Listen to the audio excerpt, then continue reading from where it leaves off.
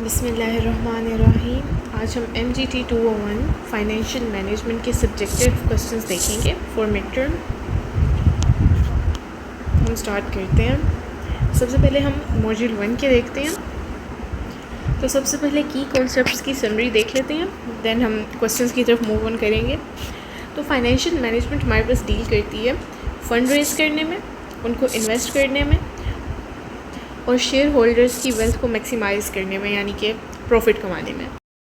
तो financial management में हमारे पास 3 मेन डिसीजंस होते हैं जिनको हमने मैनेज करना होता है। एक इन्वेस्टमेंट डिसीजंस कि इन्वेस्ट कहाँ करना है अपने कैपिटल को, इसे कैपिटल बजटिंग भी कहते हैं। देन फाइनेंसिंग डिसीजन कि हमने रेज फंड कैसे करने हैं, यानी कि हमने पैसे इन्वेस्ट करने के लिए इकट्ठे कैसे करने हैं। ये हमारे पास 2 ज़रियों से हो सकते हैं, इधर डेट या फिर एक्विटी, यानी कि कर्ज़ा या फिर जो हम अपने स्टॉक्स बेचते हैं। देन हमारे पास डिविडेंड डिसीजन होता है कि how much profit to distribute to shareholders, यानी कि एक बार प्रॉफिट कमा लिया तो उसको डिवाइड कैसे करना है। Then real assets versus securities. Real asset हमारे पास टेंजिबल फिजिकल एसेट्स होते हैं और सिक्योरिटीज़ हमारे पास फाइनेंशियल एसेट्स होते हैं, जो कि पेपर डॉक्यूमेंट्स होते हैं हमारे पास, जिनसे हम कुछ क्लेम कर सकते हैं कुछ एसेट्स पर। रियल एसेट की एग्जांपल में हमारे पास लैंड, बिल्डिंग्स और मशीनरी आ जाती है, और सिक्योरिटी में हमारे पास स्टॉक, बॉन्ड्स या फिर डेरिवेटिव्स आ जाते हैं। रियल एसेट हमारे पास वैल्यू जनरेट करते हैं थ्रू यूज़, और सिक्योरिटीज़ हमारे पास वैल्यू जनरेट करती हैं थ्रू अंडरलाइंग रियल एसेट्स। के इन सिक्योरिटीज़ के पीछे जो रियल एसेट था हमारे पास, फॉर एग्जांपल सम लैंड या फिर कोई कंपनी की ओनरशिप है आपके पास, ठीक है, can not be easily traded, और ये हमारे पास फाइनेंशियल मार्केट में सिक्योरिटीज़ को इजीली ट्रेड किया जा सकता है। अब हम सब्जेक्टिव क्वेश्चन इस मॉड्यूल के देखते हैं। तो हमारे पास एक शॉर्ट क्वेश्चन है कि differentiate between real asset and security. ये हम पढ़ चुके हैं कि रियल हमारे पास टेंजिबल एसेट्स हैं, देन इनकी कुछ एग्जांपल्स दे दी, आप देख सकते हैं, और ये इकोनॉमिक वैल्यू जनरेट करते हैं अपने प्रोडक्टिव यूज़ से। देन सिक्योरिटीज़ जो हैं ये फाइनेंशियल एसेट्स हैं, ये पेपर इंस्ट्रूमेंट होते हैं और रिप्रेजेंट करती हैं एक लीगल क्लेम को जो कि हमारे पास होता है किसी रियल एसेट पे या फिर रियल इनकम स्ट्रीम पे। देन इनकी आपने एग्जांपल्स में बताना है कि इनमें कौन सी चीज़ें इंक्लूड होती हैं। या तो डायरेक्ट सिक्योरिटीज़ हो सकती हैं जो कि स्टॉक या बॉन्ड होते हैं। देन हमारे पास इनडायरेक्ट सिक्योरिटीज़ जिसमें डेरिवेटिव्स, फ्यूचर्स, ऑप्शंस ये सब आ जाते हैं। तो की डिफरेंस यही है, रियल एसेट की फ़िज़िकल एग्जिस्टेंस होती है, सिक्योरिटी हमारे पास कॉन्ट्रेक्चुअल क्लेम्स होते हैं, ठीक है। तो इनमें ही हमारे पास डिफरेंस है। देन एक और क्वेश्चन है कि what are primary goals of financial management. Financial management के गोल्स क्या हैं हमारे पास। तो सबसे बड़ा गोल तो हमारे यही है कि शेयर होल्डर्स की वेल्थ जो है वो मैक्सिमाइज़ हो, यानी कि ज़्यादा से ज़्यादा प्रॉफिट, ठीक है, कि जो भी आपका बिज़नेस है उसकी मार्केट प्राइस मैक्सिमाइज़ हो। अगर मार्केट प्राइस मैक्सिमाइज़ होगी तो कॉमन स्टॉक की प्राइस भी बढ़ेगी। तो इसे हम, यानी कि कॉमन स्टॉक की मैक्सिमाइजेशन करना उसकी प्राइस की, इसे प्रॉफिट मैक्सिमाइजेशन से भी ज़्यादा प्रेफर किया जाता है, क्योंकि अगर प्रॉफिट ज़्यादा होगा तो ये ज़रूरी नहीं है कि वो सारा प्रॉफिट हम रिटेन कर रहे हों, लेकिन अगर हमारी कंपनी की स्टॉक प्राइस ऊपर जा रही है तो मतलब वो हमारे फाइनेंसेस में कॉस्ट वगैरह निकाल के इंक्रीज़ हो रहा है। तो इसमें हमारे पास टाइम वैल्यू ऑफ मनी आ जाती है, रिस्क का भी अकाउंट हो जाता है। ये लॉन्ग टर्म पर्सपेक्टिव के लिहाज से हमारे लिए फ़ायदेमंद होता है, और ये हमारे पास ओनर्स की ट्रू वैल्यू को रिफ्लेक्ट करता है। तो प्रॉफिट मैक्सिमाइजेशन भी हमारे पास एक गोल है, लेकिन ये शॉर्ट टर्म है, और वेल्थ मैक्सिमाइजेशन हमारे पास लॉन्ग टर्म गोल है। ओके, देन हमारे पास एक लॉन्ग क्वेश्चन है कि आपने कंट्रोलर और ट्रेजरर का एक कंपनी में रोल बताना है कि दोनों के रोल्स में क्या फ़र्क है। तो कंट्रोलर जो कि जिसका फोकस हमारे पास अकाउंटिंग पर होता है, और ट्रेजरर का फोकस होता है फाइनेंशियल मैनेजमेंट पर। कंट्रोलर क्या करता है, फाइनेंशियल रिपोर्टिंग और accounting, tax planning and compliance, internal audit करता है, cost accounting, budgeting and forecasting, कि बजट एलोकेट भी करता है और बताता भी है कि हमारा कितने अरसे में कितना फाइनेंशियल रिसोर्सेज इस्तेमाल हो जाएंगे। देन ट्रेजरर क्या करता है, कैश एंड लिक्विडिटी मैनेजमेंट, कि जो हमारे एसेट्स हैं उनको कैश में कितनी देर में हम कर सकते हैं, इजीली कन्वर्टेबल हैं कि नहीं है। And then capital budgeting, raising funds, चाहे वो डेट से करने हो या एक्विटी से, and managing investor relations, dividend and capital structure policy. Okay, then module 2 पर चलते हैं। इसमें हमारे पास कुछ की इक्वेशंस लिखी हुई हैं, ये आपने याद रखनी है, ठीक है। ये आपके लॉन्ग शॉर्ट MCQ सब में काम आएंगी। अकाउंटिंग इक्वेशन हमारे पास है, आपने एसेट निकालने हैं, liabilities plus share holder equity, इनको ऐड करना है आपने। तो ये एसेट हमें कैसे देते हैं कि जो भी बिज़नेस में आपके पास एसेट है वो जो या तो अपने लाइबिलिटीज़ यानी कि डेट वगैरह लेके आपने वो ख़रीदे होंगे, या फिर जो आपकी अपनी वेल्थ थी, ठीक है, वो शेयर होल्डर्स इक्विटी में आ जाती है, स्टॉक वगैरह, ठीक है। तो जो भी आपके पास बिज़नेस में होगा वो इन्हीं दो तरीक़ों से आ सकते हैं ना, तो इन दोनों को ऐड करके आपके पास टोटल आपके एसेट आ जाएंगे। देन इनकम स्टेटमेंट का आपने याद रखना है कि सेल रेवेन्यू जो हुआ है आपके पास उसमें से माइनस करना है एक्सपेंसेस, तो टोटल नेट प्रॉफिट आ जाएगा, ये हम इनकम स्टेटमेंट में रिकॉर्ड करते हैं। देन एवरेज टैक्स रेट, इसमें total tax liability divided by taxable income. Okay, then हमारे पास फाइनेंशियल रेशोज़ की टाइप्स हैं। तो रेशो कैटेगरी हमारे पास है, देखें जैसे कि लिक्विडिटी रेशोज़ हैं, तो ये मैयर क्या करती हैं हमारे पास, ability to meet short term obligations, क्योंकि शॉर्ट टर्म ऑब्लिगेशंस के लिए हमें कैश चाहिए होता है ना, like liquid cash, like utilities वगैरह आपने देनी है या फिर किसी को डिविडेंड देना है, तो उसके लिए कैश की ज़रूरत होती है। देन डेट है हमारे पास, डेट या लेवरेज की जो रेशो होती है ये क्या मैयर करती हैं, एक्सटेंट ऑफ डेट फाइनेंसिंग और फाइनेंशियल रिस्क, कि आपने जितनी फाइनेंसिंग की है उसमें डेट का कितना हिस्सा है। देन कवरेज रेशोज़ ये मैयर करती हैं ability to cover fix charges यानी कि इंटरेस्ट हमारा। देन प्रॉफिटेबिलिटी रेशोज़ हमारे पास एफिशिएंसी को मैयर करती हैं कि आप प्रॉफिट कैसे जनरेट करें, कितने एफिशिएंटली। देन एक्टिविटी रेशोज़ हैं और ये हमें बताती हैं how well assets are manage या यूटिलाइज, कि आपकी एफिशिएंसी कितनी चल रही है। ओके, देन हमारे पास इसके सब्जेक्टिव क्वेश्चंस हैं। तो क्वेश्चन है what is average tax rate और कैलकुलेट कैसे करते हैं। तो एवरेज टैक्स रेट हमारे पास रेशो होती है of total taxes paid to the total taxable income, यानी कि रेशो है टोटल टैक्सेस की टू, यानी कि डिनोमिनेटर में लिखना है, जो टू के बाद होता है वो डिनोमिनेटर में आएगा, टू टोटल टैक्सेबल इनकम, ठीक है, ये नीचे लिखा हुआ है फॉर्मूला। तो ये हमें क्या शो करता है, overall percentage of income paid as tax, कि आपने टैक्स में कितनी इनकम दी है।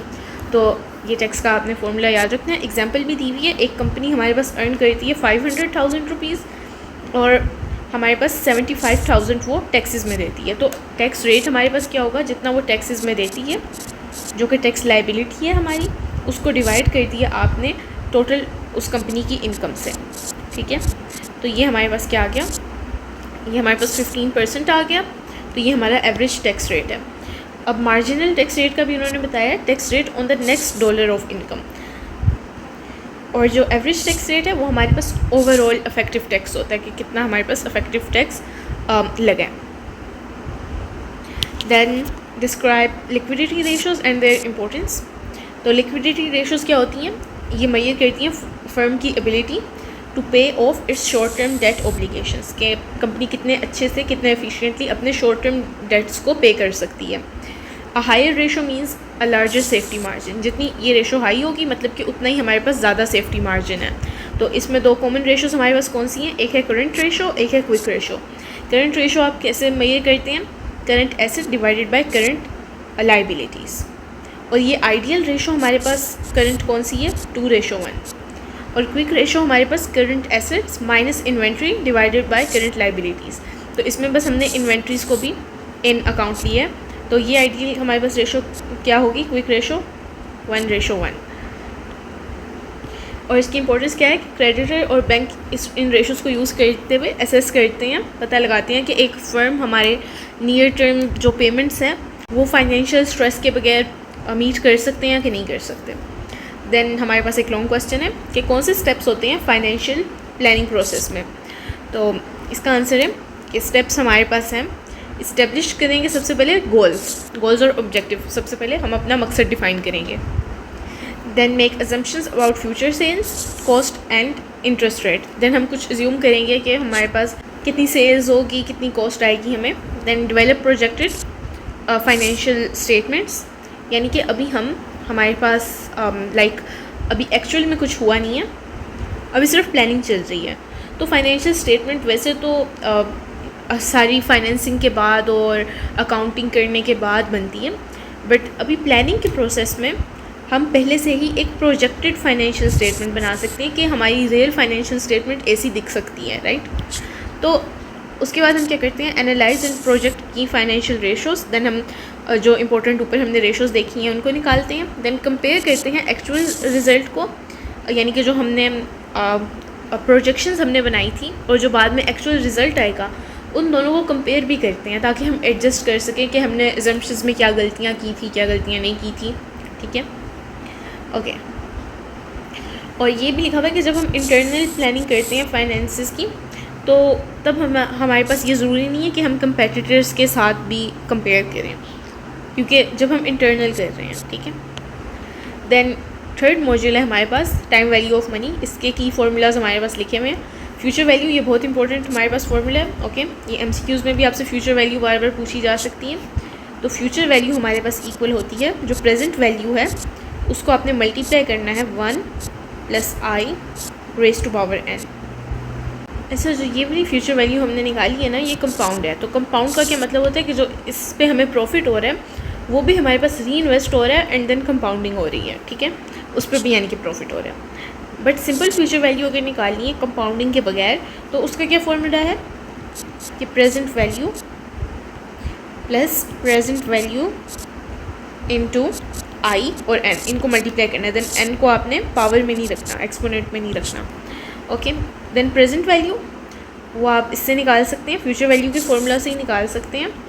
ये देखें प्रेजेंट वैल्यू, पहले यहाँ पर फ्यूचर वैल्यू थी, तो अगर इस टर्म को वहाँ पर भेजो तो ये डिवाइड हो जाएगी, यहाँ से हम प्रेजेंट वैल्यू निकाल सकते हैं।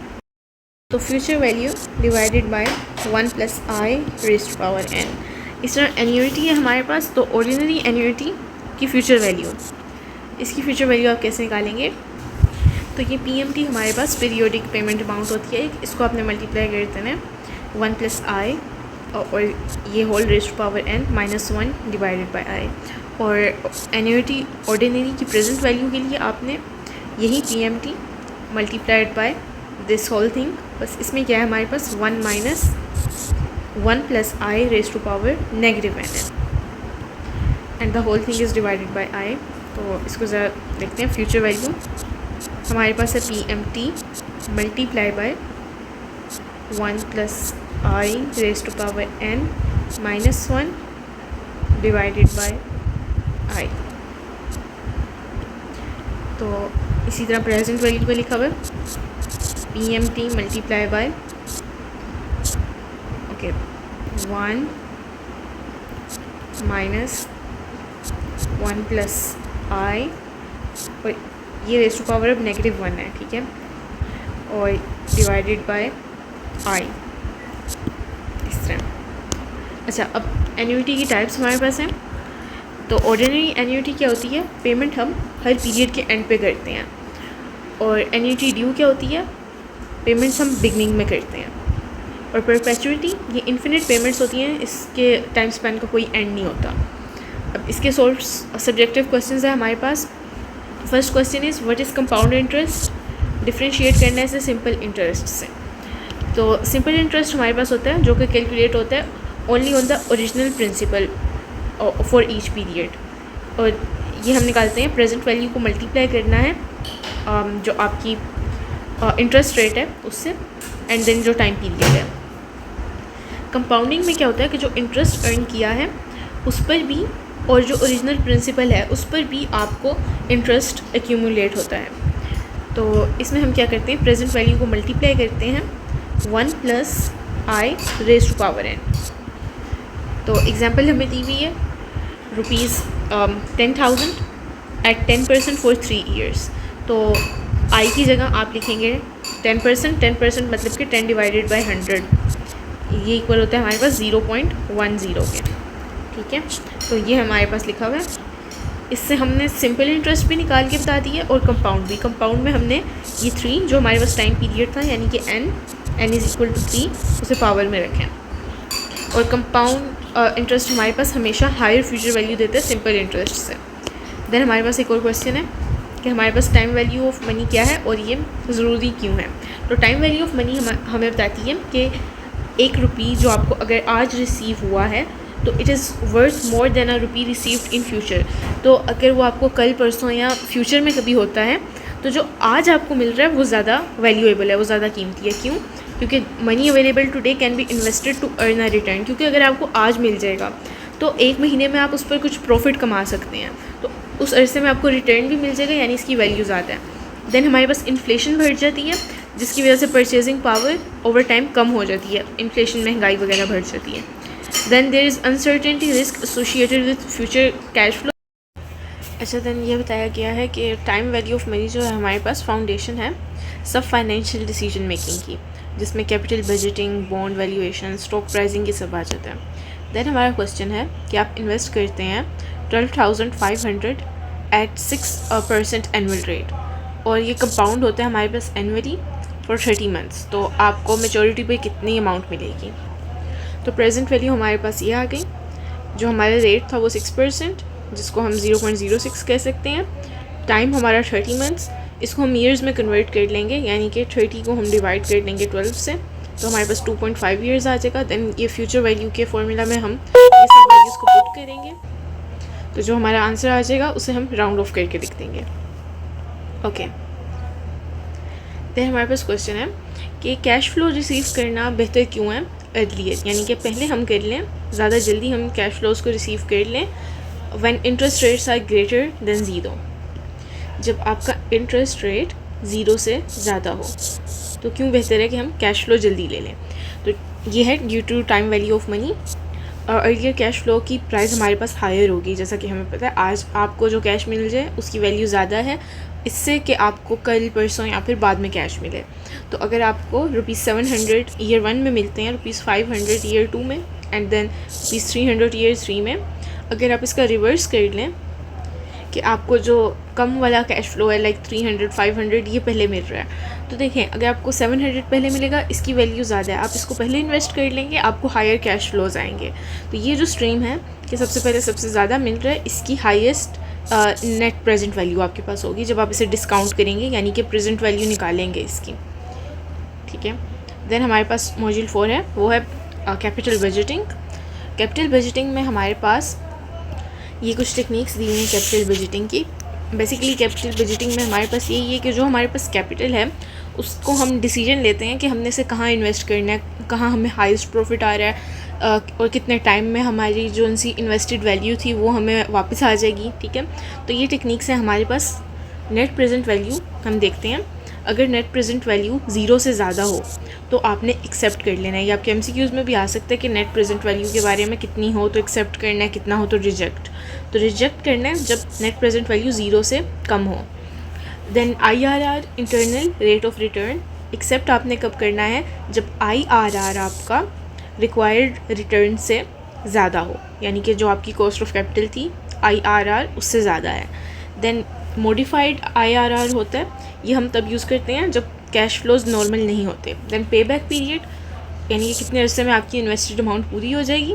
अगर पे बैक हमारे पास कम है रिक्वायर्ड पीरियड से, यानी कि हमने एक पीरियड चूज़ कर लिए कि इतने अरसे में हमें चाहिए कि हमारा पे बैक हो जाए, तो जो आप कैलकुलेट कर रहे हैं कि ये वाला बिज़नेस इस प्रोजेक्ट A में फॉर एग्जांपल हम इन्वेस्ट करेंगे तो हमें 2 साल में पे बैक मिलेगा, बट हम चाहते हैं हमें 1.5 साल में मिले, तो ये फिर हमारे रिक्वायर्ड पीरियड से ज़्यादा हो गया, तो इसलिए हम इसे एक्सेप्ट नहीं करेंगे। ओके, देन हमारे पास है प्रॉफिटेबिलिटी इंडेक्स, अगर ये 1 से ज़्यादा हो तो एक्सेप्ट कर लेंगे।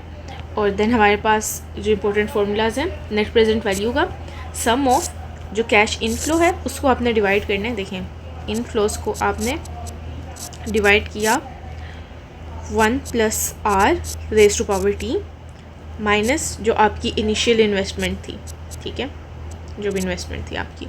IRR में क्या करना है, ये आपका इक्वल होता है discount rate at which NPV is zero, यानी कि वो वाला डिस्काउंट रेट, मतलब कि वो आई जहाँ पर आपकी नेट प्रेजेंट वैल्यू ज़ीरो हो जाए। ठीक है, देन पे बैक पीरियड, इसमें जो इनिशियल इन्वेस्टमेंट है उसको डिवाइड कर देंगे एनुअल कैश इनफ्लो से। ठीक है, तो हमारे पास कुछ क्वेश्चंस हैं। इंक्रीमेंटल कैश फ्लोज हमारे पास क्या होते हैं कैपिटल बजटिंग में, और what item should be excluded, इनमें कौन से आइटम्स को एक्सक्लूड कर देना, इंक्लूड नहीं करना। तो ये बताया गया कि इंक्रीमेंटल कैश फ्लोज और additional after tax cash flows, यानी कि ये आफ्टर टैक्स आपके पास जो कैश फ्लोज आते हैं एक्स्ट्रा, उन्हें इंक्रीमेंटली कैश फ्लोज कहते हैं। ये कहाँ से राइज होते हैं? Directly from accepting a capital project. जब आप एक कैपिटल प्रोजेक्ट को एक्सेप्ट कर लें तो rules for identifying relevant cash flows, तो ये क्या है आपके पास रूल्स? इंक्लूड आपने करना है अपॉर्चुनिटी कॉस्ट, यानी कि फोरगोन अल्टरनेटिव्स, मतलब आपने अगर प्रोजेक्ट ए को सिलेक्ट कर लिया है बट आपके पास प्रोजेक्ट बी का भी ऑप्शन था और ये आपको 5% रिटर्न दे रहा था और ए आपको 2% दे रहा है, ठीक है। तो ये आपने ए जब सिलेक्ट कर लिया तो आपने ये 5% जाने दिया ना, यानी कि ए को सिलेक्ट करते हुए आप at the same time B को सिलेक्ट नहीं कर सकते। तो ये जो अल्टरनेटिव था, अब आपको इसका जो भी प्रॉफिट वगैरह वो नहीं मिलेगा, तो इसको अपॉर्चुनिटी कॉस्ट कहते हैं कि ये वाली अपॉर्चुनिटी आपने मिस कर दी है बी वाली, ठीक है। इंक्लूड आपने क्या करना है? चार्जेस इन नेटवर्किंग कैपिटल इंक्लूड करना है। Side effects on existing projects exclude करना है। संक कॉस्ट, जो कि ऑलरेडी आप स्पेंड कर चुके हैं और रिकवर नहीं कर सकते। और फाइनेंसिंग कॉस्ट, जो कि आपने फाइनेंस अपने इकट्ठे करते हुए जो आपकी कॉस्ट आई थी, इनको सेपरेटली हैंडल किया जाता है। और ये इरेलीवेंट है क्योंकि ये आप चेंज नहीं कर सकते regardless of the decision made today, कि जो आज डिसीजन लिया है उसके रिगार्डलेस। मतलब कि फाइनेंसिंग करते हुए आपको जो भी कॉस्ट आई है, अगर आज आप किसी प्रोजेक्ट में इन्वेस्ट कर भी रहे हैं तो वो कॉस्ट तो आप पहले ही दे चुके हैं, उसको आप चेंज नहीं कर सकते। अच्छा, देन कैपिटल रैशनिंग हमारे पास क्या होती है? कैपिटल रैशनिंग हमारे पास प्रोसेस होता है of selecting the combination of investment proposals that will maximise the value of the firm. मतलब कि आपके पास 5 ऑप्शंस हैं, 1 to 5 आपके पास इन्वेस्टमेंट के ऑप्शंस हैं, बट आप इनमें से 3 सिलेक्ट कर सकते हैं, ठीक है। तो इसमें से वो वाले 3 सिलेक्ट करना जिससे आपका प्रॉफिट मैक्सिमाइज होगा, इसे कैपिटल रैशनिंग कहते हैं। और staying with in a budget ceiling, यानी कि लिमिटेड कैपिटल है आपके पास, क्योंकि अनलिमिटेड हो तब तो आप कहेंगे हम 5 में इन्वेस्ट कर लेते हैं, राइट। तो प्रॉब्लम्स इसमें क्या आती हैं हमारे पास? साइज़ डिफरेंस प्रॉब्लम आती है, लाइक प्रोजेक्ट डिफरेंट स्केल के होते हैं और उनको कंपेयर करना मुश्किल होता है। लाइक देन हमारे पास टाइम डिफरेंस प्रॉब्लम है कि प्रोजेक्ट के कैश फ्लो की टाइमिंग डिफरेंट होती है। देन डिफरेंट प्रोजेक्ट लाइफ्स और comparing projects with unequal durations, like एक प्रोजेक्ट 2 साल तक चल रहा है, एक 3 साल तक चल रहा है, ठीक है। देन डिसाइड कौन करता है? Senior management, division heads, chief executive officer, ये सब रिस्पॉन्सिबल होते हैं कैपिटल बजटिंग के लिए, ओके, और रैशनिंग डिसीजंस के लिए। देन हमारे पास एक और क्वेश्चन है, एक हमारे पास कंपनी है, उसके 2 म्यूचुअली एक्सक्लूसिव प्रोजेक्ट्स हैं, यानी कि म्यूचुअली एक्सक्लूसिव का मतलब है अगर प्रोजेक्ट ए है और बी है, अगर आप ए सिलेक्ट करते हैं तो बी सिलेक्ट नहीं कर सकते, और अगर बी सिलेक्ट करते हैं तो ए सिलेक्ट नहीं कर सकते। एक वक्त में इनमें से एक ही आप सिलेक्ट कर सकते हैं। तो इनिशियल इन्वेस्टमेंट उनकी कितनी है? ₹10 के ईच, 10,000 की आपने इनिशियल इन्वेस्टमेंट करनी है, दोनों में से किसी पर भी करेंगे। प्रोजेक्ट ए की लाइफ है 2 ईयर्स और कैश इनफ्लोज है उसके, पहले साल में आपको 6,000 आएगा, दूसरे में 8,000। प्रोजेक्ट बी की लाइफ 4 ईयर्स है और इसमें आपको ₹4,000 आएगा, ठीक है, पर ईयर, यानी कि 4 × 4 आपको टोटल 16K आएगा। तो कॉस्ट ऑफ कैपिटल आपकी है 10% और प्रोजेक्ट जो है वो रिपीट नहीं हो सकते, तो आप कौन सा सिलेक्ट करेंगे? तो अब हम इनकी नेट प्रेजेंट वैल्यू निकाल के देखते हैं और उनको कंपेयर कर लेते हैं, ठीक है। तो प्रोजेक्ट ए की देखें, सबसे पहले हमने कहा था कि 10,000 का हमारे पास आउटफ्लो होगा, यानी कि 10,000 हमने इन्वेस्ट करना है तो उसको हम ज़ाहिर है नेगेटिव रखेंगे क्योंकि ये हमारी जेब से जा रहा है। देन हमें 6,000 का इनफ्लो होगा, उसे हम पॉजिटिव रखेंगे और उसे डिवाइड कर देंगे हम, ये देखें 1 प्लस जो 10% था हमारे पास, ये आपने फॉर्मूला देखा था ना, 1 प्लस हम आई से कर रहे थे, तो आई 10 है, तो 10% मतलब कि 0.10, तो 1 प्लस 0.10, तो ये हमारे पास 1.10 हो गया। तो इससे डिवाइड कर रहे हैं और पावर हमने क्या रखी है इसकी 1, क्योंकि फर्स्ट ईयर के लिए है। देन सेकेंड ईयर में हमें 8,000 आ रहा है, इसको डिवाइड कर रहे हैं हम अगेन 1 प्लस आई से और इसकी पावर हमने 2 रखी है क्योंकि सेकेंड ईयर में आ रहा है। तो ये हमारे पास आ गया, हमारी नेट प्रेजेंट वैल्यू आ गई, राइट। और अच्छा, नेट प्रेजेंट वैल्यू और जो प्रॉफिटेबिलिटी इंडेक्स है उनमें यही फ़र्क होता है कि नेट प्रेजेंट वैल्यू हमें एक कंक्रीट अमाउंट देती है, ठीक है, डॉलर अमाउंट, और प्रॉफिटेबिलिटी इंडेक्स हमें एक समझ लें रेशो या परसेंटेज देता है, एक इंडेक्स देता है, वो हमें ऐसे कंक्रीट अमाउंट नहीं देता। सेम तरीके से आपने क्या किया कि प्रोजेक्ट बी की NPV कैलकुलेशन कर ली, ठीक है। 10,000 का आउटफ्लो, देन 4,000 आपके पास इनफ्लो हो रहा है, और इसमें आपने क्या किया, वही इसमें ना बेसिकली आपके पास हर साल में क्योंकि सेम कैश फ्लो है तो फॉर्मूला आप थोड़ा इस तरह डिफरेंट करके कर रहे हैं। लाइक -10K तो जो आपके पास आउटफ्लो हुआ, देन 4,000 जो आपको इनफ्लो हो रहा है, इसको मल्टीप्लाई आप किससे कर रहे हैं, 4,000 को देखें, 4,000 को आप मल्टीप्लाई कर रहे हैं 1 माइनस 1.10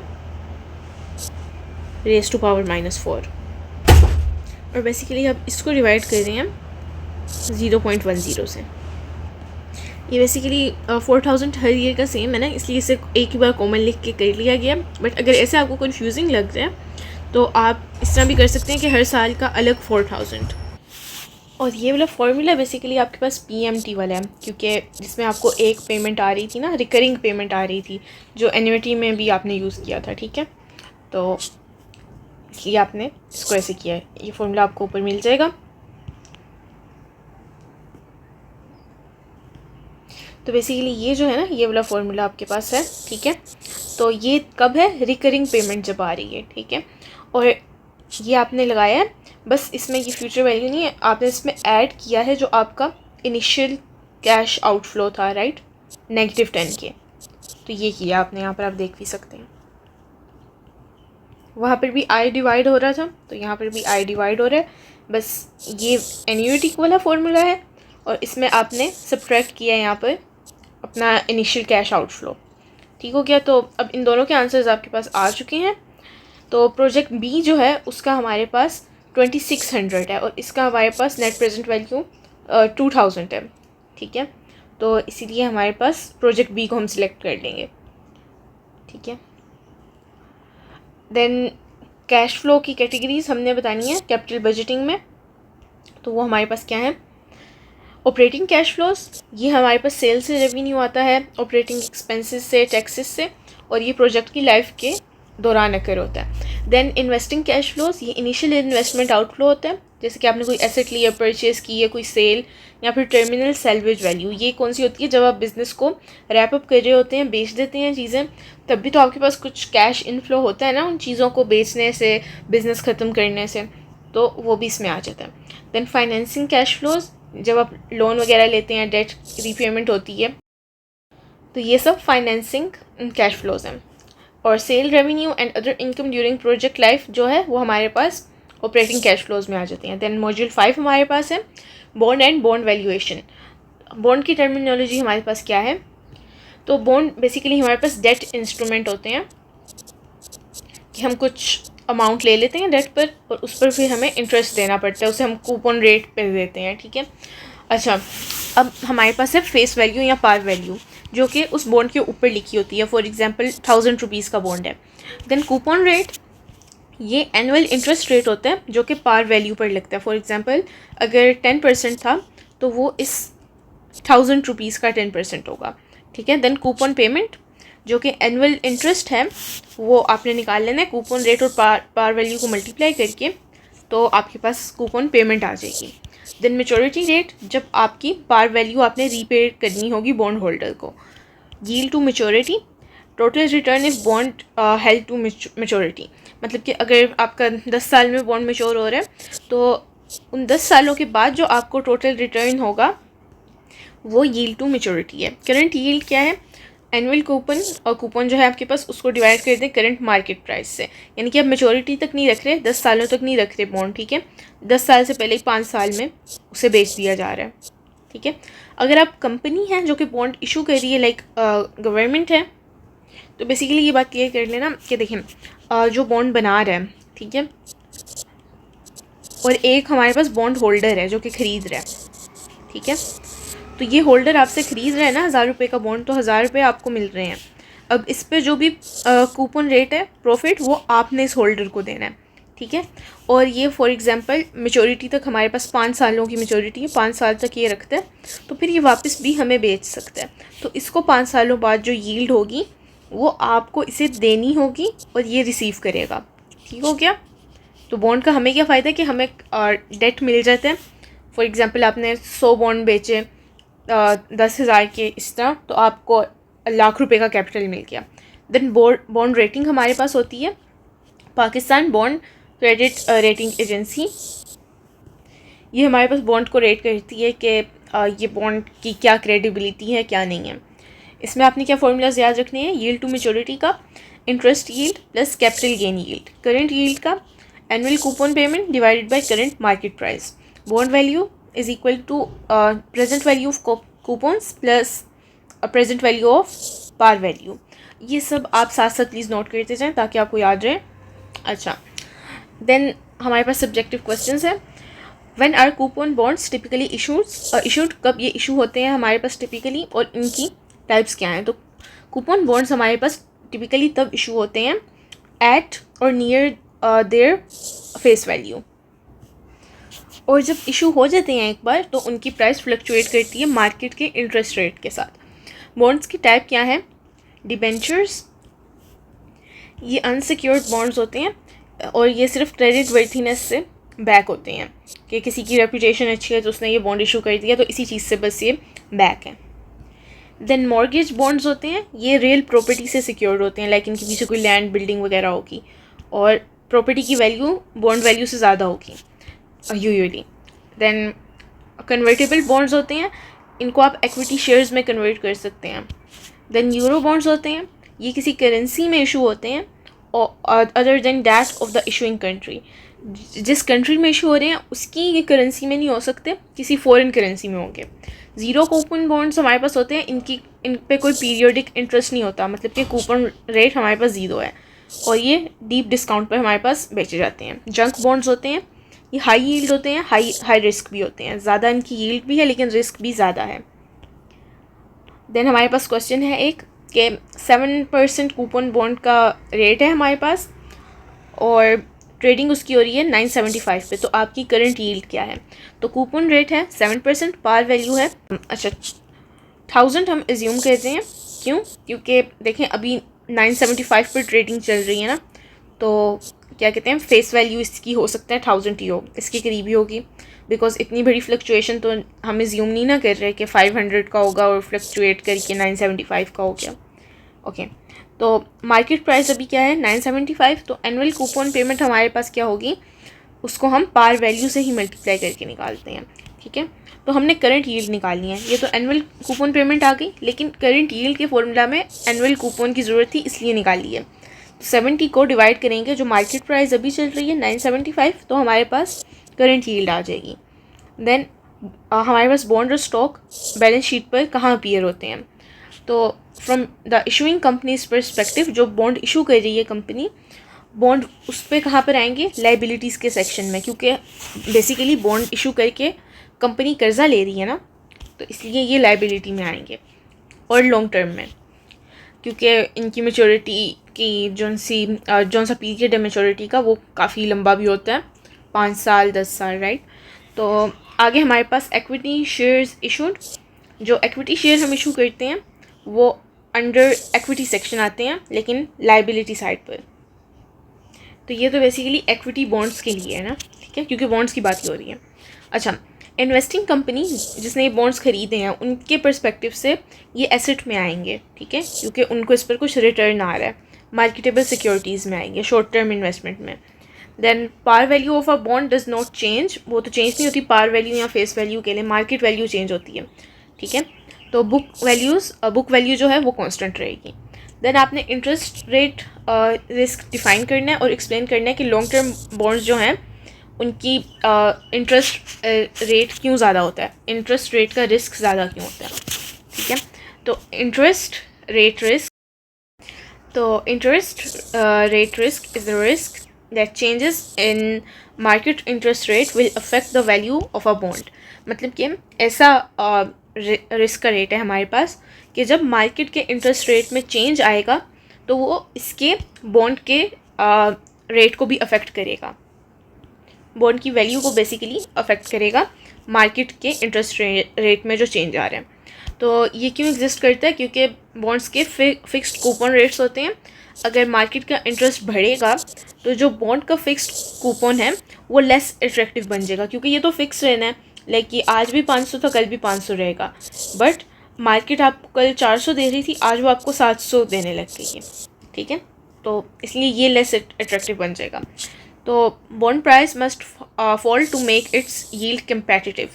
तो अगर अब आपको इसे वापस अट्रैक्टिव बनाना है तो आपको क्या करना पड़ेगा, ये फिक्स रेट तो आप ऊपर नीचे कर नहीं सकते, तो बॉन्ड की प्राइस को आपको नीचे करना पड़ेगा कि अब पहले हम 1000 रुपये में बॉन्ड दे रहे थे, अब हम 900 में देंगे ताकि ये अट्रैक्टिव लगे।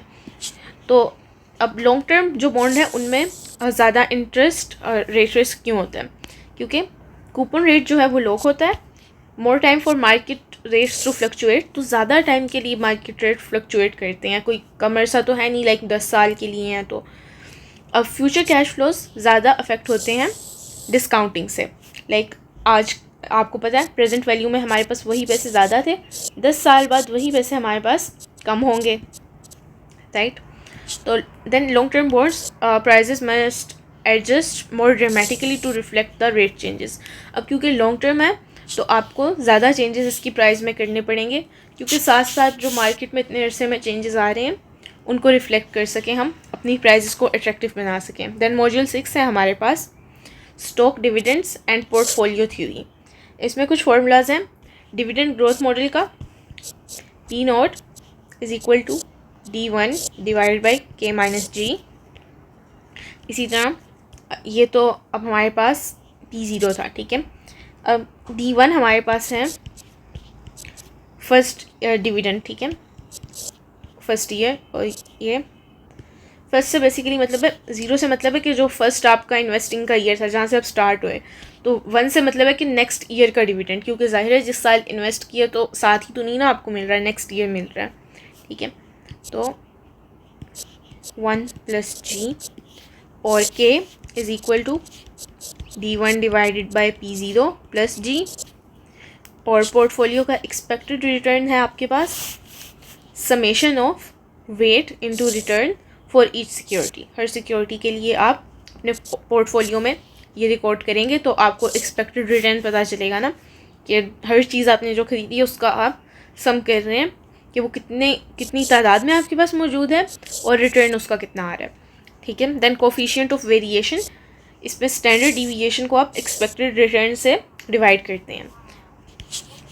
कोफिशिएंट ऑफ वेरिएशन यही है कि आपको जो रिटर्न आना था उसमें कितनी वेरिएशन आ सकती है, लाइक 1000 आना था तो इसमें से या तो आपको 990 आ सकते हैं या फिर क्या कहते हैं 1010, तो इसमें 10 की वेरिएशन है ना, तो यही बात है स्टैंडर्ड डिविएशन और कोएफिशिएंट ऑफ वेरिएशन में। देन रिस्क क्लासिफिकेशन, 2 तरह के हमारे पास रिस्क होते हैं, ये इंपॉर्टेंट है, ठीक है, सिस्टमेटिक रिस्क और अनसिस्टमेटिक रिस्क। सिस्टमेटिक को हम मार्केट रिस्क भी कहते हैं और अनसिस्टमेटिक हमारे पास कंपनी स्पेसिफिक होता है। सिस्टमेटिक को आप डाइवर्सिफाई नहीं कर सकते, मतलब कि आपने मुख्तलिफ तरह के स्टॉक लिए तो ये रिस्क कम हो जाएगा, नहीं, ये सिस्टमेटिक है, ये रहेगा, ये मार्केट का ही रिस्क है। इसको आप अनसिस्टमेटिक को डाइवर्सिफिकेशन करके मुख्तलिफ स्टॉक वगैरह खरीद के एलिमिनेट कर सकते हैं, ये पूरी मार्केट को अफेक्ट करता है, और अनसिस्टमेटिक कुछ कंपनीज या इंडस्ट्रीज़ को अफेक्ट करता है। इसकी एग्जांपल क्या है मार्केट रिस्क में, इन्फ्लेशन, रिसेशन, मार्केट पूरी ही डाउन जा रही है, इंटरेस्ट रेट या फिर वॉर्स वगैरह की वजह से जो फाइनेंशियल मार्केट्स पर इफेक्ट आते हैं। इसकी एग्जांपल में आके आ जाता है strikes, management changes, new competitors, इसको कंपनी रिजॉल्व कर सकती है, ठीक है। अच्छा, ये बेटा से मैयर होता है और ये कंपनी स्पेसिफिक वेरिएंस से मैयर होता है। ओके, देन हमारे पास कुछ क्वेश्चंस हैं। Why a person should invest in shares, इंसान को शेयर में क्यों इन्वेस्ट करना चाहिए, रीज़न दें। तो एक तो कैपिटल एप्रिसिएशन, शेयर प्राइस जो है आपके पास सिग्निफिकेंटली इंक्रीज़ कर सकती हैं over time, providing capital gains. Then dividend income, regular dividend payments provide passive income, जो डिविडेंड आएगा वो आपके लिए एज अ पैसिव इनकम काम करेगा। Inflation hedge, equity returns historically outpace inflation, जो हमारे पास हिस्टोरिकली डेटा मिलता है उसमें जो एक्विटी के रिटर्न आते हैं वो महंगाई से अक्सर ज़्यादा होते हैं, यानी कि उसको आउटपेस कर देते हैं। Okay, ownership rights, share holders have voting rights and participate in company governance. तो आपके पास अगर किसी कंपनी के स्टॉक्स हैं तो आप उसके पार्शियल ओनर भी हैं, जितने % आपके पास स्टॉक है तो आप कंपनी के डिसीजन में वोटिंग वगैरह में हिस्सा ले सकते हैं। लिक्विडिटी, शेयर्स जो हैं उनको आप इजीली स्टॉक मार्केट में बेच सकते हैं और स्टॉक एक्सचेंज पर एक्सचेंज कर सकते हैं और आपको उसके बदले में कैश मिल सकता है। Then higher long term returns, इसके लॉन्ग टर्म रिटर्न हमारे पास ज़्यादा होते हैं, ठीक है, और ये बॉन्ड्स और प्रेफर्ड शेयर को लॉन्ग रन में आउट परफॉर्म करते हैं, यानी कि उनसे ज़्यादा रिटर्न देते हैं। Then portfolio diversification, investing across multiple stock reduce overall risk, तो आपके पास जितने ज़्यादा मुख्तलिफ कंपनीज़ के स्टॉक होंगे उतना रिस्क आपके पास कम होता है। देन एक कॉरपोरेशन है हमारे पास जो कि ₹20 में अपने स्टॉक बेच रही है और स्टॉक ने आपको क्या किया है, D0 यानी कि ज़ीरोथ ईयर, यानी कि जो टेक्निकली आपका फर्स्ट हुआ जिसमें आपने इन्वेस्ट की है, उसमें आपको ₹2 का डिविडेंड दिया है, राइट। और कांस्टेंट ग्रोथ रेट आपके पास क्या है, 11% एनुअली। तो बेसिकली ज़ीरोथ ईयर में भी आपको कुछ रिटर्न मिल सकता है, बट जो टेक्निकली हम क्या कहते हैं, नेक्स्ट ईयर जो होता है कहते हैं हम उसको डिविडेंड 1 है, ठीक है, फर्स्ट ईयर का। अच्छा, तो एक्सपेक्टेड प्राइस आपकी एक ईयर में क्या होगी और रिक्वायर्ड रेट ऑफ रिटर्न क्या है। तो गिवन आपके पास है P0, D0, G और G जो आपके पास है 11%, उसको आप 0.11 भी लिख सकते हैं। P0 बेसिकली प्राइस है जिस प्राइस में आपने यानी कि ये ख़रीदा था ज़ीरोथ ईयर में। तो एक्सपेक्टेड प्राइस आपने निकालनी है फर्स्ट ईयर में, तो zeroth year multiply by 1 plus जो ग्रोथ रेट है, तो यहाँ से आपके पास प्राइस आ जाएगी। Then required rate of return, इसमें हम करेंगे D1 को पहले कैलकुलेट करेंगे, फर्स्ट ईयर में क्या मिल रहा है, D0 multiply by 1 plus G, तो ये आपके पास आ गया डिविडेंड फर्स्ट ईयर का।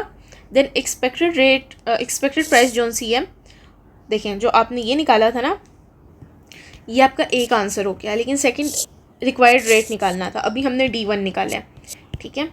तो एक्सपेक्टेड रेट जो है आपके पास वो K होता है, उसमें आपने क्या करना है, ये जो D1 निकाला है ना, इसको डिवाइड कर देना है P0 प्लस ग्रोथ रेट से, तो इसको आप करेंगे तो आपके पास ये आ जाएगा, क्या कहते हैं, रिक्वायर्ड रेट आ जाएगा। अच्छा, then calculate expected return on a portfolio with the following data, expected return आपने बताना है। अच्छा, पोर्टफोलियो हमारे पास है कैसा कि एक बंदे ने कंपनी ए में इन्वेस्ट किया हुआ है, अपनी जो टोटल उसकी इन्वेस्टमेंट है उसमें से 25%, और ये वाली कंपनी ए उसे 12% रिटर्न देती है। कंपनी बी में भी उसने 25% की है, उसे 11.5% रिटर्न देती है। कंपनी सी में भी उसने 25% की है, ये 10% देती है, और कंपनी डी भी 9.5% देती है। तो आपने क्या निकालना है, एक्सपेक्टेड रिटर्न, यानी कि एक्सपेक्टेड रिटर्न जो आपका है, जो वेट फर्स्ट कंपनी का है यानी कि 25%, उसको आप मल्टीप्लाई करेंगे उसके रिटर्न रेट से यानी कि 12% से। अब ये परसेंटेजेस है ना, इनको आप पॉइंट में लिख देंगे, 0.25 मल्टीप्लाई बाय क्या कहते हैं 0.12, राइट, इस तरह करके। देन इन सबको आपने ऐड कर लेना है, ये आपने फर्स्ट कंपनी का निकाल लिया ना, देन 0.25 को 0.11 से मल्टीप्लाई करेंगे, और देन इसको क्या कहते हैं, इसको भी 0.25 को 0.10 से, और 0.25 को 0.095 से, ठीक है। तो ये सब करेंगे और इन सबको ऐड कर देंगे, तो आपके पास एक्सपेक्टेड रिटर्न आ जाएगा। आप पॉइंट्स में कर रहे हैं ना, तो ये पॉइंट में आएगा, देन आप इसको परसेंटेज में कन्वर्ट कर सकते हैं 100 से मल्टीप्लाई करके। ओके, देन हमारे पास है पोर्टफोलियो डाइवर्सिफिकेशन। क्या होती है, आपने eggs in a basket concept को यूज़ करते हुए बताना है। तो पोर्टफोलियो डाइवर्सिफिकेशन हमारे पास वो स्ट्रेटजी है जिससे हम स्प्रेड करते हैं अपनी इन्वेस्टमेंट्स को across multiple different assets sectors यहाँ पे मार्केट्स टू रिड्यूस रिस्क। मतलब कि हम मुख्तलिफ तरह के स्टॉक्स लेते हैं ताकि हमारा रिस्क कम से कम हो सके, ठीक है। तो इसकी ये थ्योरी है कि don't put all your eggs in one basket. ये एनालॉजी है हमारे पास कि अगर आप अपनी सारी मनी को इन्वेस्ट कर देंगे एक ही स्टॉक में और वो फेल हो गया तो आप सब कुछ गंवा देंगे। लेकिन जब आप स्प्रेड करेंगे अपनी इन्वेस्टमेंट को अक्रॉस डिफरेंट स्टॉक्स, तो अगर एक में आपको लॉस हो भी गया है तो वो ऑफसेट हो जाएगा जो आपको बाकियों में गेन हो रहा है उनसे। देन डाइवर्सिफिकेशन, ये अनसिस्टमेटिक रिस्क को हमारे पास क्या करती है, कम करती है, जो कि कंपनी स्पेसिफिक होता है, बिकॉज अब आप मुख्तलिफ कंपनीज़ में इन्वेस्ट कर रहे हैं। ये एलिमिनेट सिस्टमेटिक रिस्क को नहीं करती, बिकॉज वो तो मार्केट का रिस्क है। तो ये हमारे पास कब सबसे अच्छा काम करती है, जब सिक्योरिटीज़ की नेगेटिव या लो पॉजिटिव कोरिलेशन होता है एक दूसरे के साथ। कोरिलेशन क्या होता है कि एक स्टॉक ए का दूसरे स्टॉक बी पर क्या असर होगा, ठीक है। अच्छा, how does risk affect share price? Risk से शेयर प्राइस अफेक्ट कैसे होती है? तो इनका इन्वर्स रिलेशनशिप है। हायर रिस्क होगा तो उसका रिटर्न का रेट भी हमारे पास ज़्यादा होगा और प्रेजेंट वैल्यू उसकी कम होगी, शेयर प्राइस भी कम होगी। अब रिस्क कम होगा तो उसका रिटर्न भी कम होगा, प्रेजेंट वैल्यू उसकी ज़्यादा होगी, शेयर प्राइस भी ज़्यादा होगी। ऐसा क्यों है? क्योंकि इन्वेस्टर क्या करते हैं, रिक्वायर्ड रेट ऑफ रिटर्न हमारे पास कैलकुलेट करते हैं, ठीक है, एज द डिस्काउंट रेट, यानी कि वो प्रेजेंट वैल्यू निकाल के देखते हैं। तो इसलिए प्रेजेंट वैल्यू भी हमारे पास अफेक्ट होती हैं। तो जिन कंपनीज़ का बिजनेस रिस्क ज़्यादा होता है, फाइनेंशियल रिस्क या फिर मार्केट रिस्क, इन सब की शेयर प्राइजेस कम होंगी अपनी अर्निंग्स से कंपेयर करें तो। अब ऐसा क्यों है? क्योंकि अगर कोई आपको बता रहा है कि मैं आपको मेरी कंपनी से 50% रिटर्न मिल सकता है, इतना ज़्यादा, तो वो आपको कोई साथ में रिस्क भी एसोशिएटेड दिखाएगा, ठीक है, कि यहाँ पर रिस्क भी, आपको पता होगा यहाँ पर रिस्क है, बट इतने क्या कहते हैं रिटर्न के लिए आप थोड़ा रिस्क लेंगे तो जो उस पर फिर आपको एक्स्ट्रा अमाउंट मिलेगी ना, लाइक एक्स्ट्रा रिटर्न मिलेगा, तो वो आपका रिस्क प्रीमियम है एक किस्म का, कि आपने रिस्क लिया तो उसका आपको रिवॉर्ड मिल रहा है, ठीक है। रिस्क और रिटर्न हमारे पास डायरेक्टली प्रोपोर्शनल है, लेकिन शेयर प्राइस के साथ इन्वर्सली प्रोपोर्शनल है, ठीक हो गया। और स्टैंडर्ड डिविएशन क्या होती है फाइनेंस में, और ये हमें क्या बताती है? तो स्टैंडर्ड डिविएशन हमारे पास स्टेटिस्टिकल मेजर है डिस्पर्शन का, यानी कि स्प्रेड का, किस चीज़ के, रिटर्न्स के, around the expected mean return. यानी कि आपको एक मीन रिटर्न दे दिया गया था कि फॉर एग्जांपल आपको 15% रिटर्न होगा, तो अब इससे जितनी डिविएशन होगी, यानी कि या तो आपको 10% हो जाएगा या तो आपको 20% भी हो सकता है, ठीक है। तो ये जो 5% का आपके पास वेरिएशन आ रही है ना, क्या कहते हैं, एक डिस्पर्शन आ रही है, स्प्रेड आ रहा है, तो इसको हम स्टैंडर्ड डिविएशन कहते हैं। It quantifies the total risk of an investment, कि आपको क्वांटिफाई कर देता है कि 5% का टोटल रिस्क है आपके पास। ये ज़्यादा भी हो सकता है, पॉजिटिव भी और नेगेटिव भी हो सकता है। तो रिस्क ज़रूरी नहीं है ये कि आपके पास नेगेटिव ही हो, रिस्क आपको फ़ायदा भी दे सकता है, ठीक है। Then CV coefficient of variation, इसमें आपने क्या करना है, स्टैंडर्ड डिविएशन जिसको हम सिग्मा से रिप्रेजेंट करते हैं, उसको आपने एक्सपेक्टेड रिटर्न से डिवाइड कर देना है। फाइनेंस में हमारे पास हाई स्टैंडर्ड डिविएशन होती है, मतलब कि वॉलेटिलिटी ज़्यादा है, यानी कि रिस्क ज़्यादा है। लो स्टैंडर्ड डिविएशन होगी तो वॉलेटिलिटी कम होगी और रिस्क भी कम होगा। जब रिटर्न हम मेजर करते हैं परसेंटेज में, स्टैंडर्ड डिविएशन को भी तो परसेंटेज में ही मेजर करेंगे। कोफिशिएंट ऑफ वेरिएशन जो है वो हमारे पास बेटर रिस्क कंपैरिजन है, जब इन्वेस्टमेंट के डिफरेंट एक्सपेक्टेड रिटर्न्स हों। तो लोअर कोफिशिएंट ऑफ वेरिएशन मतलब कि बेटर रिस्क और रिटर्न ट्रेड ऑफ, ठीक है, यानी कि ये कम होना चाहिए हमारे पास। अच्छा, स्टैंडर्ड डिविएशन जो है वो टोटल रिस्क को मेजर करती है, सिस्टमेटिक रिस्क जो है वो हमारे पास बेटा मेजर करता है, ठीक है। अच्छा, explain the risk averse assumption in investment decision making. ये हमारे पास कौन सी अजम्पशन होती है, रिस्क अवर्स।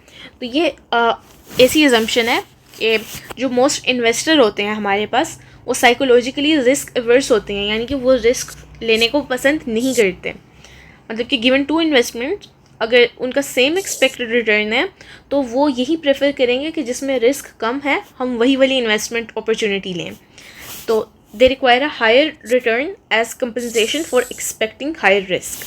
तो अगर वो हायर रिस्क वाली इन्वेस्टमेंट कर रहे हैं तो उसके बदले में कंपनसेशन चाहेंगे कि हमें रिटर्न भी हायर दिया जाए, ठीक हो गया। They will not take additional risk, वो ज़्यादा रिस्क तब तक नहीं लेंगे जब तक उन्हें उसके मुताबिक रिवॉर्ड नहीं किया जाएगा। तो कंसिक्वेंस शेयर प्राइस पे क्या होते हैं कि हायर रिस्क होगा जितना एक शेयर का, उतना उसका हायर रेट ऑफ रिटर्न होगा, और लोअर मार्केट रिस्क होगा और उसके बदले में उसकी मार्केट प्राइस भी लोअर होगी। तो इसलिए ऐसा है कि ट्रेजरी बिल्स जो हैं, जो कि रिस्क फ्री होते हैं, उनके रिटर्न कम होते हैं और ये क्या करते हैं, ऑफर करते हैं लोअर रिटर्न्स देन इक्विटी, क्योंकि इक्विटी में रिस्क है ना। अच्छा, then what are types of share available in the market, market में किस किस्म के शेयर्स अवेलेबल हैं। एक कॉमन स्टॉक होते हैं हमारे पास, एक प्रेफर्ड स्टॉक होते हैं। ये ऑर्डिनरी शेयर्स होते हैं, इनका डिविडेंड जो है वो वेरिएबल होता है, फिक्स नहीं होता, और ये बोर्ड ऑफ डायरेक्टर्स डिक्लेयर करते हैं। जिसने कॉमन स्टॉक लिए उसके पास वोटिंग राइट्स होते हैं, और लास्ट क्लेम एसेट पर इनका होता है कि जब कंपनी बंद हो रही है तो इनको लास्ट में पैसे दिए जाएंगे, पहले प्रेफर्ड शेयर वालों को दिए जाएंगे, पहले कर्जे उतारे जाएंगे, ठीक है।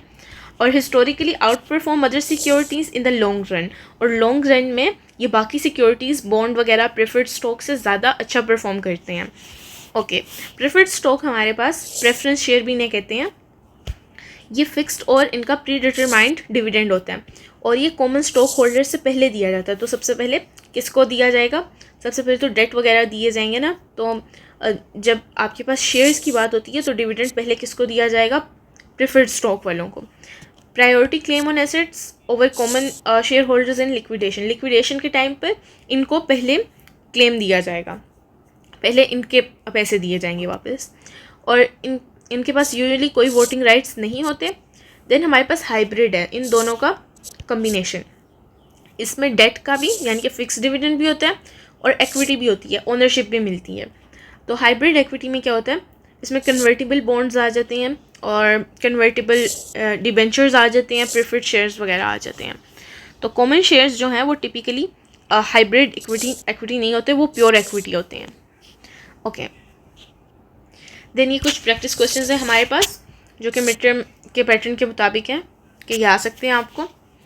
तो डिफरेंस क्या है प्राइमरी मार्केट में और सेकेंडरी मार्केट में। तो प्राइमरी मार्केट वो है जहाँ नई सिक्योरिटीज़ इशू होती हैं फॉर द फर्स्ट टाइम, इसको IPO भी कहते हैं, इनिशियल पब्लिक ऑफरिंग, ठीक है। सेकेंडरी मार्केट जो होती है यहाँ पर एग्जिस्टिंग सिक्योरिटीज़ को लाया जाता है और बेचा जाता है इन्वेस्टर्स के दरमियान में। Companies raise fund in the primary market, तो कंपनीज प्राइमरी मार्केट में अपने फंड रेज करती हैं। सेकेंडरी मार्केट क्या करती है, लिक्विडिटी प्रोवाइड करती है इन्वेस्टर्स को कि कैश के बदले में सिक्योरिटी के बदले में cash. Okay, yield to maturity, और इसका फॉर्मूला क्या है, ये टोटल रिटर्न एंटिसिपेटेड है, जो कि आप गेस करते हैं, एंटिसिपेट करते हैं कि इतना मिलेगा एक बॉन्ड से अगर आप इसको मैच्योरिटी तक रखें, उससे पहले ना बेचें।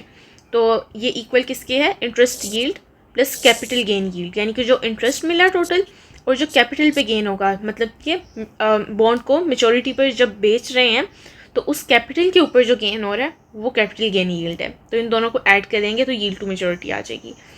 ये रिप्रेजेंट करती है discount rate that equates the present value of all future bond cash flows to the current market price, यानी कि फ्यूचर में जितना भी आपको इसके ज़रिए कैश फ्लो होगा उसे आप आज की मार्केट प्राइस में देख रहे हैं। ठीक हो गया। देन अनसिस्टमेटिक रिस्क है, इसकी 3 एग्जांपल्स दें। अनसिस्टमेटिक रिस्क आपके पास कंपनी स्पेसिफिक रिस्क है और ये डाइवर्सिफाइबल है। ये वो है जो कि सिर्फ कंपनी को, एक स्पेसिफिक कंपनी या स्पेसिफिक इंडस्ट्री को अफेक्ट करेगा। ये पोर्टफोलियो डाइवर्सिफिकेशन से एलिमिनेट कर सकते हैं। इसकी एग्जांपल्स हैं employ strike, poor management, entry of new competitors और प्रोडक्ट रिकॉल्स या लॉ सूट्स। एन्यूइटी की कौन सी टाइप्स हैं, हर किसी को ब्रीफली डिफाइन करें। तो ऑर्डिनरी एन्यूइटी होती है, इसकी पेमेंट होती है हर पीरियड के एंड पर, ठीक है। मोस्ट कॉमन इसमें मॉर्गेज या लोन रीपेमेंट्स हैं। एन्यूइटी ड्यू जो कि आपकी बिगनिंग में पेमेंट्स होती हैं एक पीरियड के, इसमें आपके पास रेंट, इंश्योरेंस वगैरह आ जाती है। परपेचुइटी, ये सीरीज़ ऑफ इक्वल पेमेंट्स है जो कि हमेशा चलती रहती हैं, इसकी कोई एंड डेट नहीं होती, ठीक है। तो एग्जांपल प्रेफर्ड स्टॉक्स इन डिविडेंड थ्योरी। बुक वैल्यू पर शेयर क्या होती है, बुक वैल्यू पर शेयर हमारे पास होती है कॉमन शेयर होल्डर्स इक्विटी को आप डिवाइड कर दें कॉमन शेयर्स आउटस्टैंडिंग से, मतलब कि जो टोटल आपके पास इक्विटी है ये कुछ अमाउंट होगी और जितने आपके पास टोटल शेयर्स हैं, ठीक है। तो ये नेट एसेट वैल्यू को रिप्रेजेंट करती है attributable to each common share, जो कि एक शेयर की आपकी वैल्यू है अकाउंटिंग रिकॉर्ड्स में। ये मार्केट वैल्यू से डिफरेंट है, जो कि हम मार्केट वैल्यू को सप्लाई एंड डिमांड से डिटरमाइन करते हैं। ओके, और देन ये हमारे पास लॉन्ग क्वेश्चंस है।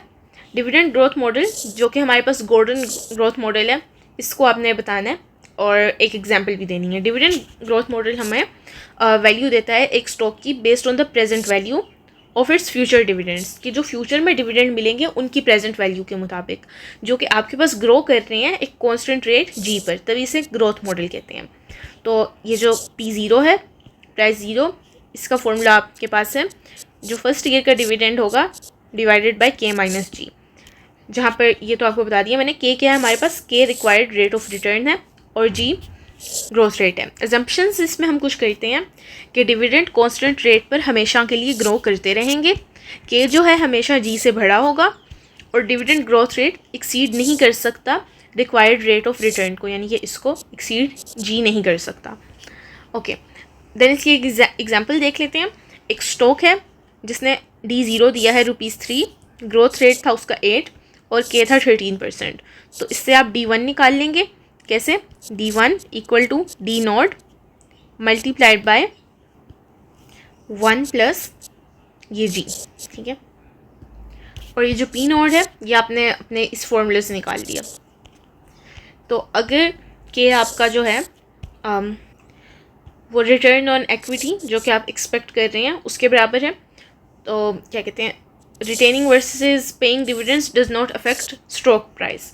तो जो डिविडेंड आप रिटेन कर रहे हैं या फिर पे कर रहे हैं, यानी कि कंपनी को जो मुनाफा हो रहा है वो अपने पास रख रही है या शेयर होल्डर्स को दे रही है, उसका फ़र्क नहीं पड़ेगा स्टॉक की प्राइस पर, अगर हमारे पास K is equal to ROE। वैसे अगर ऐसा ना हो तब हमारे पास स्टॉक की प्राइस पर अफेक्ट होगा।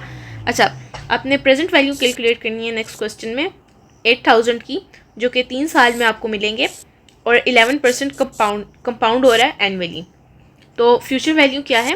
फ्यूचर वैल्यू है आपके पास 8000, आई है आपके पास 11% और एन है 3। ये आपने प्रेजेंट वैल्यू के फॉर्मूला में लगाया तो आपके पास आंसर आ जाएगा। Okay, what is difference between systematic and unsystematic risk? ये हम काफ़ी दफ़ा पढ़ चुके हैं, तो देख लें। ये मार्केट वाइड होता है, ये कंपनी स्पेसिफिक होता है। ये एलिमिनेट नहीं किया जा सकता डाइवर्सिफिकेशन से, ये किया जा सकता है। इसके एग्जांपल में इन्फ्लेशन, रिसेशन, इंटरेस्ट रेट आ जाते हैं। इसमें स्ट्राइक्स, लॉ सूट्स और मैनेजमेंट फेलियर आ जाता है। ये बेटा से मेजर होता है, ये कंपनी की वेरिएंस से मेजर होता है। ये मैनेजमेंट इसे एक्सेप्ट करती है, पोर्टफोलियो को एडजस्ट करती है बेटा के लिए। देन इसको मैनेजमेंट डाइवर्सिफाई करती है मुख्तलिफ स्टॉक और सेक्टर से। तो टोटल रिस्क हमारे पास इक्वल होता है इन दोनों के सम के इक्वल।